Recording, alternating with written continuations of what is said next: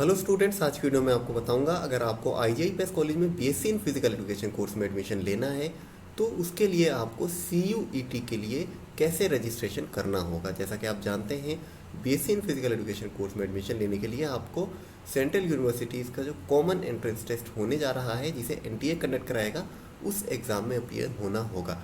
तो कैसे आपको रजिस्ट्रेशन करना है वो ही मैं आपको स्टेप बाय स्टेप इस वीडियो में बताऊंगा। तो सबसे पहले आपको ऑफिशियल वेबसाइट पर जाना है जो रजिस्ट्रेशन की है cuet.samarth.ac.in। इसका लिंक आपको वीडियो के डिस्क्रिप्शन बॉक्स में मिल जाएगा। वहाँ पर जब आप क्लिक करेंगे तो आप इस वाले पेज पर पहुँच जाएंगे जहाँ पर मैं इस समय हूँ। अब आपको क्या करना है, स्क्रॉल को डाउन करना है। स्क्रॉल को डाउन करने के बाद आपके सामने यहाँ लेफ्ट हैंड पर लिखा हुआ है न्यू रजिस्ट्रेशन और लॉगिन। तो मैं न्यू रजिस्ट्रेशन पर क्लिक करूँगा। रजिस्ट्रेशन पर क्लिक करने के बाद आपके सामने कुछ इस तरह की इन्फॉर्मेशन आ जाएगी। ये सब आप पढ़ना चाहें तो पढ़ सकते हैं। और आपको स्क्रॉल को डाउन करना है और स्क्रॉल डाउन करने के बाद आपके सामने कुछ इस तरह का लिखा हुआ आ जाएगा। आप देख सकते हैं I have downloaded the information bulletin, ये सब कुछ लिखा हुआ है। यहाँ पर आप बॉक्स में क्लिक करेंगे और क्लिक हियर टू प्रोसीड पर क्लिक कर देंगे। तो मैंने क्लिक कर दिया है। अब हम फर्स्ट पेज पर पहुँच गए हैं। फर्स्ट स्टेप है फॉर्म फिल करने का, जिसमें आपसे आपकी पर्सनल डिटेल्स मांगी जा रही हैं। Candidate's name, father's name, mother's name, guardian's name, आपकी date of birth, gender, nationality, identity type. इसमें आप अपना Aadhaar card number, driving licence number, कोई भी एक चीज़ फिल कर सकते हैं। इसमें मैं दिखा देता हूँ, जैसे कि ये सब है पासपोर्ट। अगर आप आधार कार्ड नंबर फिल करना चाहते हैं तो आपको क्या करना है, other valid government identity with photograph click करना है और यहाँ पर अपना आधार नंबर क्लिक कर देना है। ठीक है। इसके अलावा आपका प्रेजेंट एड्रेस, जो भी आपका एड्रेस है वो यहाँ पर अपनी डिटेल्स दे देंगे। अगर आपका परमानेंट एड्रेस भी सेम है तो यहाँ पर क्लिक कर देंगे, ये अपने आप ऑटोमेटिकली फिल हो जाएगा। अगर अलग है तो परमानेंट एड्रेस यहाँ पर अलग से फिल करेंगे। उसके बाद आपको अपने यहाँ पासवर्ड डालना है। पासवर्ड मिनिमम 8 कैरेक्टर्स का होना चाहिए, जिसमें आपका एक कैपिटल लेटर हो, स्मॉल लेटर्स हो, नंबर्स हो और कुछ स्पेशल कैरेक्टर हो। स्पेशल कैरेक्टर का मतलब है @ इस टाइप का कुछ लिखा हुआ हो। ठीक है। उसके बाद पासवर्ड आपको कंफर्म करना है। सिक्योरिटी क्वेश्चन में इनमें से कोई एक क्वेश्चन आप चूज़ कर सकते हैं और उसका आंसर यहाँ पर दे सकते हैं। ये इसलिए पूछा जाता है, अगर आप अपना पासवर्ड वगैरह भूल जाएं तो सिक्योरिटी क्वेश्चन के थ्रू आपको लॉगिन करने का मौका दिया जाए। ठीक है, ये सब। उसके बाद ये कैप्चा कोड का बॉक्स है, यहाँ पर कैप्चा कोड आपको फिल करना है और सबमिट पर क्लिक कर देना है। तो सारी डिटेल्स में जल्दी जल्दी फिल करके सबमिट पर क्लिक कर देता हूँ। तो देख सकते हैं आप। अब आपको क्या करना है, स्क्रॉल को नीचे करना है और सबमिट पर क्लिक कर देना है। तो मैं सबमिट पर क्लिक कर देता हूँ। अब सबमिट पर क्लिक करने के बाद क्या होगा, यहाँ पर लिखा हुआ है सेव पासवर्ड। आप चाहें तो सेव भी कर सकते हैं। चलिए, मैंने सेव कर दिया पासवर्ड। आपकी जो भी डिटेल्स है वो लिखी हुई आ गई हैं, उन्हें एक बार आप पढ़ लें। डिटेल्स पढ़ने के बाद आपको क्या करना है, इन पर क्लिक करना है। इन बॉक्सेस पर क्लिक करने के बाद सबसे नीचे ये जो लिखा हुआ है इस पर भी क्लिक करेंगे आप। इन सब पर क्लिक करने के बाद आप क्या करेंगे, submit and send OTP to mobile, इस पर क्लिक कर देंगे। तो ये मैंने क्लिक कर दिया। ओके। अब ये करने के बाद अब क्या आ गया है, आपने जो मोबाइल नंबर दिया है उस पर आपको एक OTP भेजा गया है। वो OTP आपको क्या करना है, स्क्रॉल को नीचे करेंगे और यहाँ पर उस OTP को लिखेंगे और ये जो कैप्चा कोड है इसको यहाँ पर लिखेंगे। अब ये देख सकते हैं मैंने OTP फिल कर दिया है और कैप्चा कोड भी फिल कर दिया है। मैं सबमिट पर क्लिक कर देता हूँ।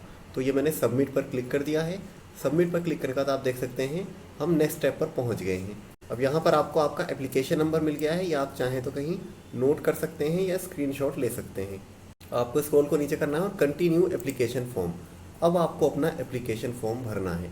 यहाँ से आपकी मेन डिटेल्स शुरू होती हैं। देखिए, आपने जो डिटेल्स भरी थी वो सारी लिखी हुई आ रही हैं। आपकी क्या कैटेगरी है, कैटेगरी में आप लिख सकते हैं जो भी हो। फॉर एग्जांपल मेरी जनरल है तो मैं जनरल लिख देता हूँ। आपकी जो कैटेगरी हो आप वो लिख सकते हैं। क्या आप PWD कैटेगरी के हैं, यस और नो, तो आपको नो करना है क्योंकि फिजिकल एजुकेशन के कोर्सेज में PWD कैटेगरी एप्लीकेबल नहीं है। ठीक है। उसके बाद आपकी फादर्स क्वालिफिकेशन, फादर्स ऑक्यूपेशन, जो भी आप फिल करना चाहें ये सब कुछ फिल कर सकते हैं आप। Mother's qualification, mother's occupation, guardian's name अगर कुछ आप फिल करना चाहते हैं। एनुअल इनकम आपकी कितनी है, जो भी लिखना चाहें आप इसमें लिख सकते हैं। आर यू ट्विन, यस और नो, मैंने नो कर दिया है। आप हो तो यस कर सकते हैं। डोमिसाइल स्टेट, आप जिस भी स्टेट के हैं। फॉर एग्जांपल मैं उत्तर प्रदेश कर देता हूँ। आप डायबिटिक है या नहीं, मैंने नो कर दिया है। प्लेस ऑफ रेजिडेंस, कहाँ रह रहे हैं, अर्बन में या रूरल में। फॉर एग्जांपल मैं अर्बन में रहता हूँ तो मैंने अर्बन कर दिया है।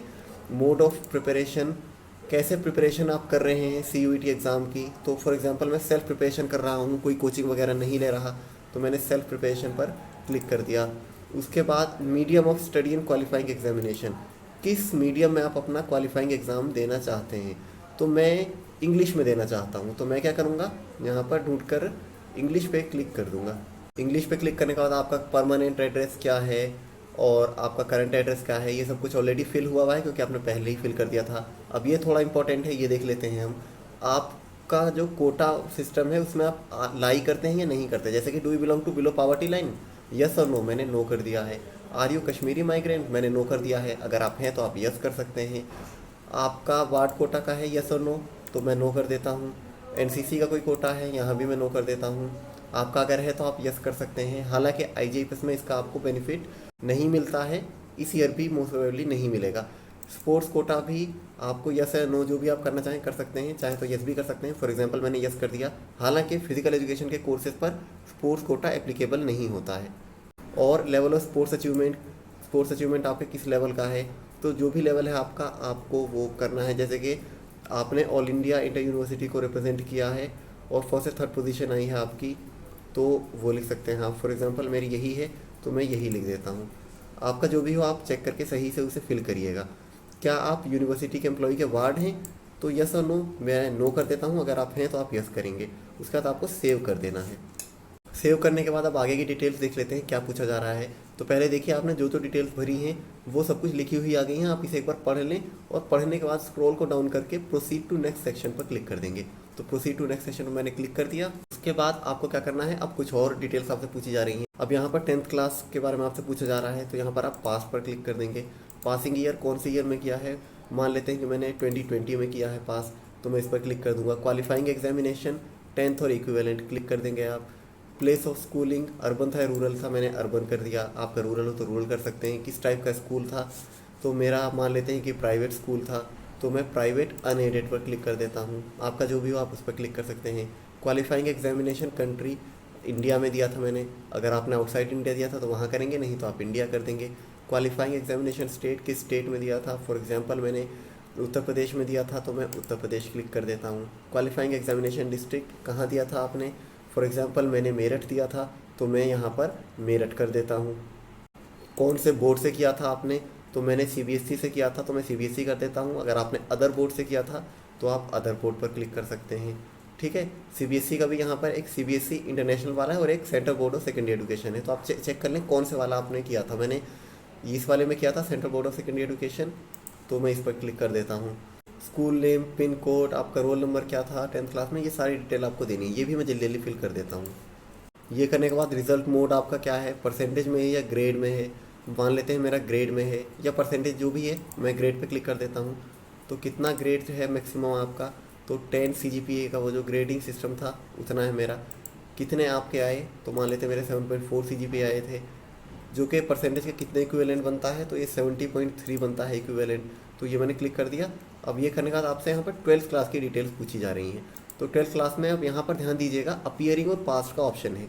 तो अगर 12th क्लास का आपका रिजल्ट नहीं आया है या आपने अभी एग्ज़ाम नहीं दिया है या एग्ज़ाम दिया है रिजल्ट नहीं आया है, तो आप अपीयरिंग पर क्लिक करेंगे और रिजल्ट आ गया है, 12th कंप्लीट हो गई है, आपने लास्ट ईयर किया था या इस ईयर भी किया था और आपका कंप्लीट हो गया था, आप पास पर क्लिक करेंगे।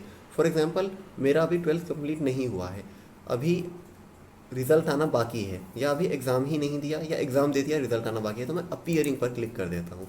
ठीक है, अब पासिंग ईयर 2022 ही होगा। क्वालिफाइंग एग्जामिनेशन 12th और इक्विवेलेंट क्लिक कर देंगे। Place of schooling urban rural, मैंने अर्बन पर कर दिया। टाइप ऑफ स्कूल दोबारा से वही सारी डिटेल्स भरनी है, मैं इन्हें फिल कर देता हूँ जल्दी जल्दी। अब ये 12th की डिटेल्स मैंने फिल कर दी है। ये करने के बाद आपको सेव पर क्लिक कर देना है। सेव पर क्लिक करने के बाद अब आपने जो जो डिटेल्स फिल करी हैं 10th क्लास की और 12th क्लास की, वो लिखी हुई आ रही हैं। आप एक बार इसे चेक कर लें, चेक करने के बाद प्रोसीड टू नेक्स्ट सेक्शन पर क्लिक कर दें। तो चेंजेस करने हैं तो अपडेट एजुकेशनल फॉर्म पर क्लिक करके आप अपडेट भी कर सकते हैं।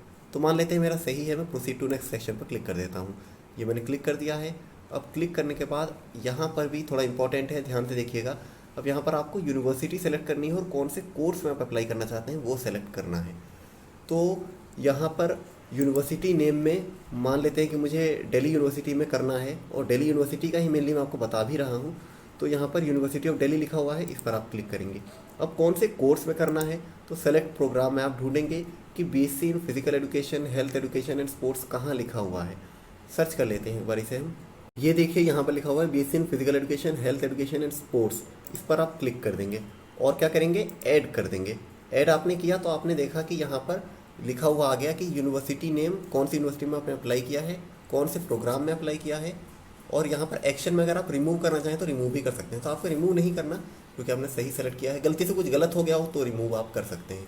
ठीक है, अब आप इसके अलावा भी किसी यूनिवर्सिटी में अप्लाई करना चाहते हैं या नहीं चाहते, तो अब आपको दोबारा से यहाँ पर सेलेक्ट करना है और कोई दूसरी यूनिवर्सिटी देखनी है। तो मेनली तो मैं डीयू का ही बता रहा हूँ, लेकिन साथ में मैं और भी बताता चलूँ। दो और यूनिवर्सिटीज़ हैं जो कि BSc in physical education course करा रही हैं। एक तो विश्व भारती यूनिवर्सिटी है ये वाली, इस पर भी आप क्लिक करके और यहाँ पर BSc in physical education course को ढूंढ सकते हैं। BSc honours in physical education ऐसा लिखा हुआ आपको यहाँ पर मिलेगा। तो मैं इस साथ में अगर कर ही रहे हैं तो वो भी दिखा देता हूँ। देखिए, BSc honours in physical education, इस पर क्लिक कर देता हूँ मैं। अब इस पर क्लिक करने के बाद आपको ऐड पर क्लिक करना है। अब ये देखिए, दो यूनिवर्सिटीज़ में मैंने अप्लाई कर दिया है। एक और यूनिवर्सिटी है यहाँ पर कोयम्बटूर की है, तमिलनाडु की, उस पर भी आप क्लिक करके कर सकते हैं। ये है Avinashilingam institute for home science and higher education for women, ये गर्ल्स के लिए है। यहाँ पर भी BSc in physical education course होता है। मान लेते हैं क्योंकि गर्ल कैंडिडेट ही अप्लाई करना चाहता है तो उसका भी मैं क्लिक करके दिखा देता हूँ।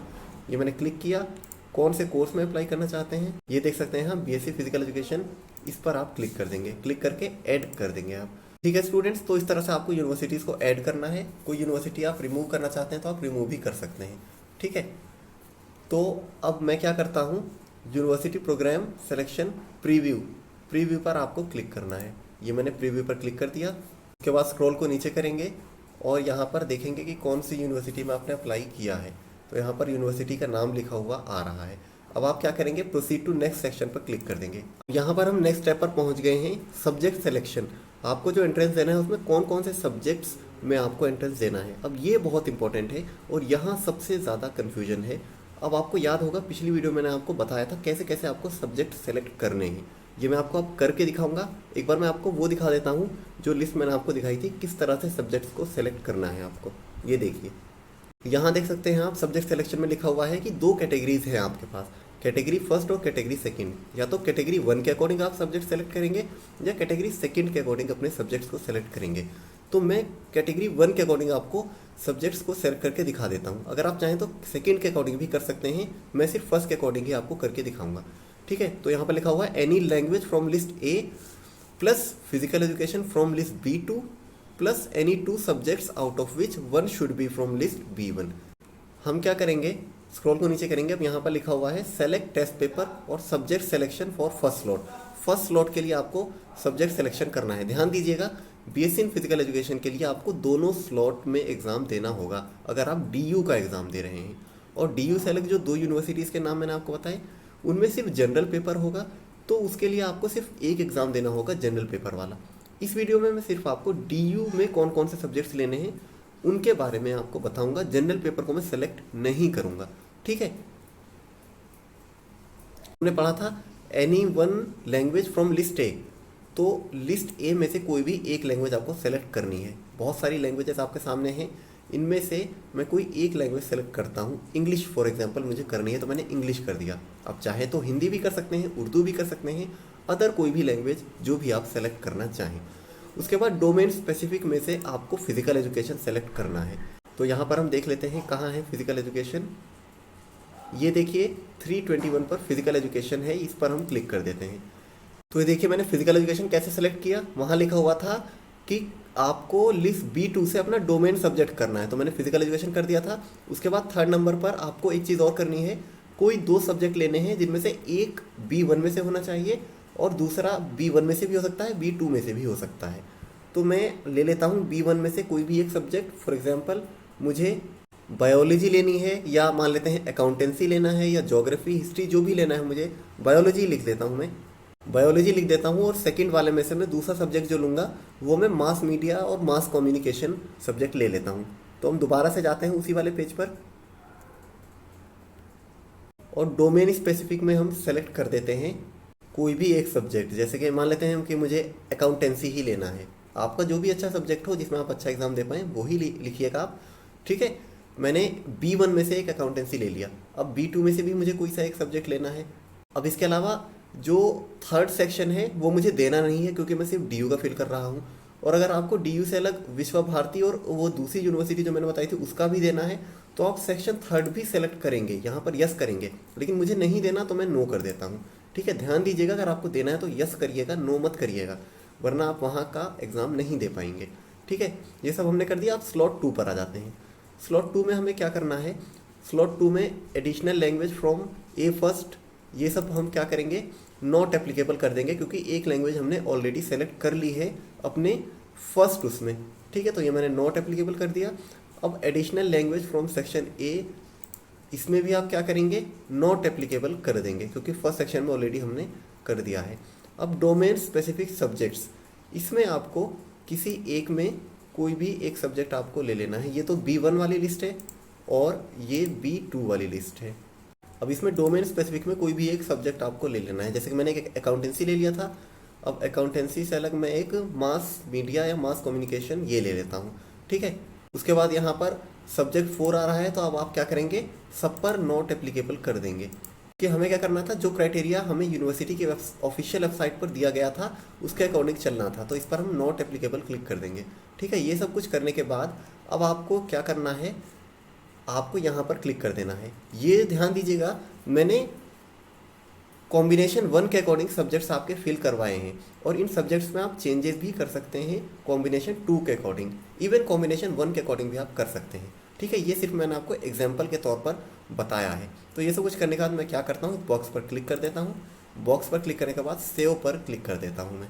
इस पर क्लिक करने के बाद ये सब कुछ डिटेल्स हमारे पास लिखी हुई आ गई, एक बार इसे पढ़ लेते हैं। देखिए, सेक्शन 1 में से हमने एक इंग्लिश लैंग्वेज ली है, दूसरा हमने फिजिकल एजुकेशन लिया है, एक सब्जेक्ट हमने अकाउंटेंसी लिया है। अकाउंटेंसी के अलावा कोई दूसरा सब्जेक्ट हो तो आप वो भी ले सकते हैं, ये सिर्फ मैंने आपको एग्जांपल के लिए बताया है। उसके बाद सेकंड स्लॉट में हमने क्या किया है, लैंग्वेज के ऑप्शंस में नॉट एप्लीकेबल, यहाँ भी नॉट एप्लीकेबल किया है, और डोमेन स्पेसिफिक में से हमने B2 में से एक सब्जेक्ट को सेलेक्ट कर दिया है, मैंने मास मीडिया को किया है। इसके अलावा डोमेन स्पेसिफिक 4, डोमेन स्पेसिफिक 5, 6 सब नॉट एप्लीकेबल हमने कर दिया है, और ये करने के बाद हमने इस पर क्लिक कर दिया है। अब आपको क्या करना है, प्रोसीड टू नेक्स्ट सेक्शन पर क्लिक कर देना है। ये मैंने क्लिक कर दिया है प्रोसीड टू नेक्स्ट सेक्शन पर। ये सब कुछ करने के बाद अब आपको एग्ज़ाम सेंटर की डिटेल फिल करनी है, मतलब आप अपना एग्ज़ाम कहाँ देना चाहते हैं। तो देखिए, क्वेश्चन पेपर मीडियम आपका क्या होगा, मैंने इंग्लिश किया है। अब यहाँ पर आपको सिटी के प्रेफरेंसेस देने हैं, मतलब आप अपना एग्ज़ाम कहाँ देना चाहते हैं। 4 प्रेफरेंसेस आपको फिल करनी है। तो देखिए, फर्स्ट प्रेफरेंस फॉर एग्जांपल मैं दिल्ली में देना चाहता हूँ, तो मैंने दिल्ली पर क्लिक कर दिया। अब दिल्ली में किस जगह, तो एक ही ऑप्शन है, मैं यहाँ पर क्लिक कर देता हूँ। सेकेंड प्रेफरेंस में फॉर एग्जांपल मैं उत्तर प्रदेश में देना चाहता हूँ, तो उत्तर प्रदेश में क्लिक करेंगे, कौन सी सिटी में देना चाहता हूँ मैं, वहाँ क्लिक कर देंगे आप। फॉर एग्जांपल मुझे अपना एग्ज़ाम मेरठ में देना है, तो मैंने मेरठ पर क्लिक कर दिया है। उसी तरह से आप सेक्शन 3 में जहाँ भी करना चाहते हैं, मान लेते हैं कि मैं हरियाणा में देना चाहता हूँ, और हरियाणा की किस जगह, तो गुरुग्राम में देना चाहता हूँ।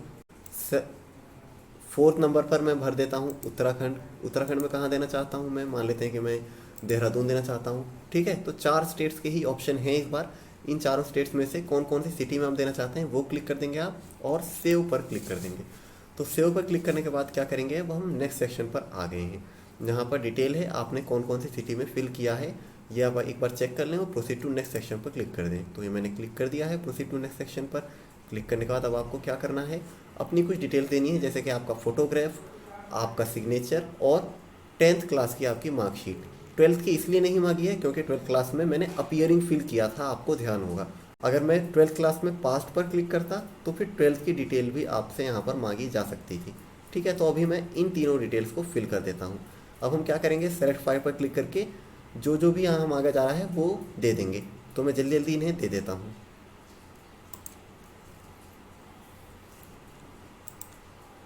तो ये 10th की मार्कशीट भी मैंने कर दी है, और ये भी मैंने अपलोड कर दी है 10th की मार्कशीट। अब आपको क्या करना है, प्रोसीड टू प्रीव्यू सेक्शन पर क्लिक करना है। तो ये मैंने क्लिक कर दिया है, प्रोसीड टू प्रीव्यू, और बाकी जो भी डिटेल्स हैं वो सब कुछ लिखी हुई आ रही हैं। अब आपको क्या करना है, नीचे particular checklist to be verified, अब इन सब पर क्लिक करना है, जितने भी ये बॉक्सेस आपको दिख रहे हैं, और इन सब पर क्लिक गए हैं। अब यहाँ पर ईमेल आईडी आपकी ये है जो भी आपने फिल करी है, और ईमेल आईडी को कंफर्म करना है आपको, और नीचे कैप्चा करना है, और ये करने के बाद आपको वेरीफाई पर क्लिक कर देना है। तो ये मैंने वेरीफाई पर क्लिक कर दिया। अब एक कोई वेरिफिकेशन कोड आपकी ईमेल आईडी पर पहुंचा होगा, और ये करने के बाद आप वेरीफाई पर क्लिक कर देंगे। तो ये मैंने वेरीफाई पर क्लिक कर दिया। वेरीफाई पर जैसे ही मैंने क्लिक किया तो आपका ईमेल वेरीफाई हो गया है। और अब आपको क्या करना है, फीस का, इन सब पर प्रोसीड टू नेक्स्ट सेक्शन पर क्लिक करके आगे बढ़ते रहेंगे आप। ये सब देखने के बाद अब आप क्या करेंगे, फीस का पेमेंट कर देंगे जैसे भी आप करना चाहते हैं। फॉर एग्जांपल मैं पेटीएम से करना चाहता हूँ या स्टेट बैंक ऑफ इंडिया से करना चाहता हूँ, तो मैं इस पर क्लिक कर देता हूँ। और इस पर क्लिक करने के बाद अब क्या होगा, कैसे करना चाहते हैं आप पेमेंट, ये सारी डिटेल्स आ जाएंगी। तो फीस तो देखिए मैं अभी पे नहीं करने जा रहा हूँ, सिर्फ आपको बताने के लिए मैंने पूरा फॉर्म फिल किया था। जब आप ये पूरा फॉर्म फिल कर देंगे, फीस का पेमेंट भी कर देंगे। मान लेते हैं कि मुझे यूपीआई से करना है, तो मैं यूपीआई पर क्लिक कर देता हूँ। इस तरह से आप फीस का पेमेंट कर देंगे। देखिए डिटेल सारी लिखी हुई आ गई हैं। अब फीस का पेमेंट करने के बाद आपका जो फॉर्म है उसमें फ़ीस पेड लिखा हुआ आ जाएगा। और फीस पेड लिखा हुआ जो फॉर्म है उसको आप प्रिंट करवा लीजिएगा। सॉफ्ट कॉपी भी अपने मोबाइल में रखिएगा, क्योंकि उसी के बेस पर आपका जो एडमिट कार्ड है वो आप डाउनलोड कर पाएंगे। ठीक है, तो ठीक है स्टूडेंट्स, तो फॉर्म फिल कैसे करते हैं इसका पूरा प्रोसेस मैंने आपको डिटेल में समझा दिया है, फीस जमा करने तक। अभी भी कोई डाउट है तो आप मेरे से कमेंट सेक्शन में पूछ सकते हैं, मैं आपके डाउट्स को क्लियर कर दूंगा। कैसी लगी आपको वीडियो, कमेंट्स में लिखकर ज़रूर बताएं। मिलते हैं नेक्स्ट वीडियो में।